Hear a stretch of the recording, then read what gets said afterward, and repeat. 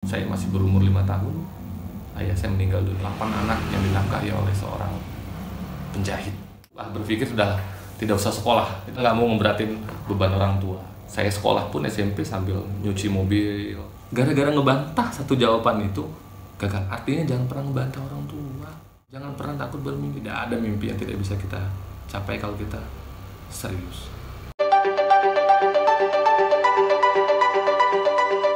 Tak ada kesuksesan yang datang tanpa usaha dan kerja keras. Namun dua hal itu tak cukup, sebab diperlukan juga doa dari orang-orang terdekat. Wabil khusus doa seorang ibu. Begitulah pesan yang disampaikan Hadi Tabrani, Ketua Fraksi Partai Amanat Nasional Dewan Perwakilan Rakyat Daerah Kota Bandar Lampung, saat diwawancarai nuansalampung.com di kediamannya. Jumat, tanggal 2 September tahun 2022, pria kelahiran Labuhan Ratu pada tanggal 5 Oktober tahun 1981 itu telah menjadi anak yatim sejak kecil.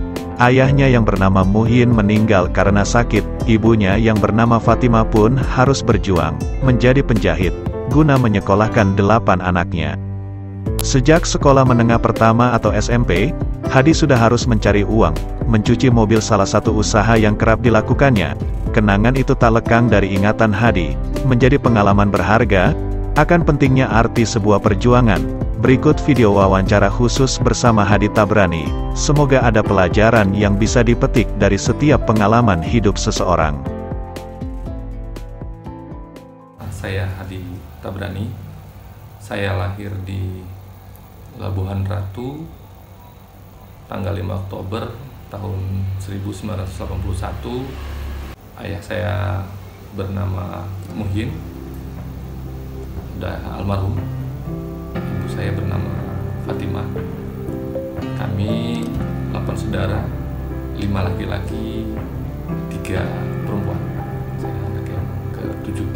Saya dibesarkan dari keluarga yang kurang mampu lah. Ayah saya hanya seorang dagang warung biasa. Ibu saya hanya seorang ibu rumah tangga. 1987 saya masih berumur 5 tahun. Ayah saya meninggal dunia, meninggalkan 8 orang anak. Disitulah ibu saya belajar mandiri, belajar menjahit untuk menafkahi anak. 8 anak yang dinafkahi oleh seorang penjahit yang hanya di rumah, di dalam kampung dan gang yang setiap hari itu orang menjahit baju. Itu luar biasanya perjuangan seorang ibu. Alhamdulillah kami 8 saudara ini selesai sekolah semua.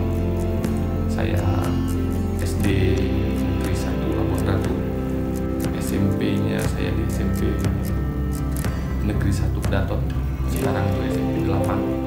Selesai sekolah, saya itu mendaftar di SMA 9 tahun 2000, karena kalau di swasta itu nggak sanggup, itu terkenal sangat mahal.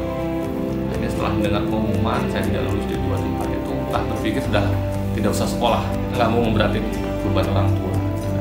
Saya sekolah pun SMP sambil nyuci mobil di Pertamina depan MBK tahun 97. Dulu itu masih ada taksi Rodiza.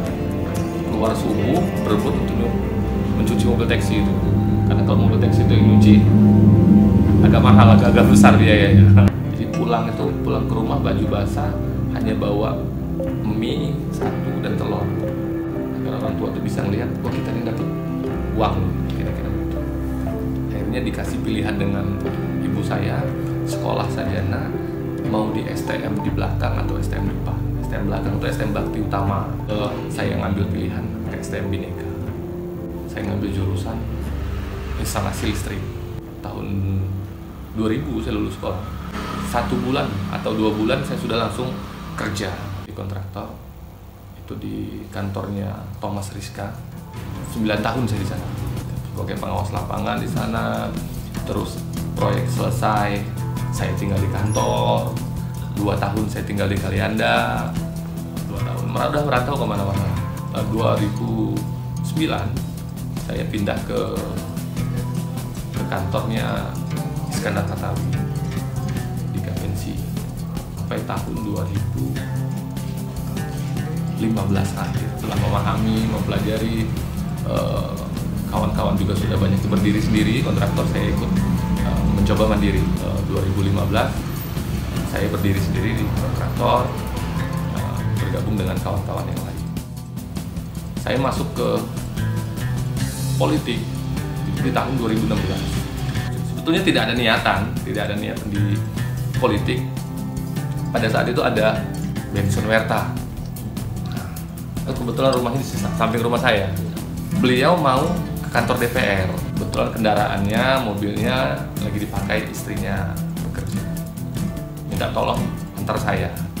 Saya antarkan ke sana. Sampai di kantor DPR, temannya masih rapat, jadi kami menunggu di ruang fraksi PAN. Disitulah ketemu dengan saudaraku Wahyu Lesmono, yang pada saat itu dia menjabat ketua DPD yang baru terpilih. Saudara Benson menanyakan ke saudara Wahyu, gimana mas, pengurusan sudah disusun belum? Gue lagi nyusun, ini masukin adik saya ini. Saya nggak mau. Kenapa nggak mau? Politik itu tidak komit. Saya udah berpikir begitu.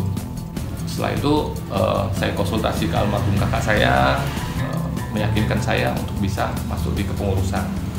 Akhirnya saya masuk ke pengurusan harian, langsung duduk di jabatan di wakil sekretaris DPD PAN Kota Bandar Lampung di tahun 2016. Barulah muncul kenapa saya harus masuk nih ke dunia politik kalau saya tidak mencalonkan diri. Akhirnya kami berembuk dengan teman-teman, saya harus maju dalam pileg di tahun 2019. Sebelum maghrib saya datang ke rumah ibu saya.